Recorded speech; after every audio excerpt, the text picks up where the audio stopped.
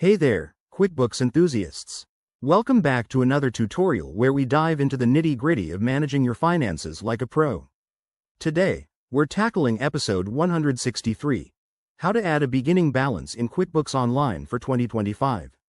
Whether you're setting up a new account or correcting an old one, getting your beginning balance right is crucial for accurate reporting and tax purposes. Stick around, and I'll walk you through this step by step in just a couple of minutes. First things first, make sure you're logged into your QuickBooks Online account. If you're new, head over to the QuickBooks website, enter your credentials, and land on your dashboard. Once you're in, navigate to the Accounting tab on the left-hand side menu. It's usually represented by a gear or a books icon. From there, click on Chart of Accounts. This is where all your financial accounts are listed. Now, find the specific account you want to update, like your bank account or credit card. Click on it to open the details. Look for the Edit button or an option that says Add Beginning Balance.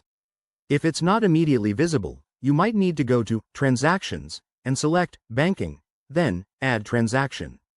Enter the date for your beginning balance. Make sure it's the correct start date for your records. Then, input the exact amount. QuickBooks will prompt you to add a description or memo for reference, which is a great way to note where this figure came from, like your bank statement. After you've filled in the details, hit Save and Close, or Save and New, if you have more to add. QuickBooks will update your account instantly, and you can double-check by viewing your account register. If everything looks good, you're all set. Remember, accuracy is key here to avoid any discrepancies down the line. There you have it.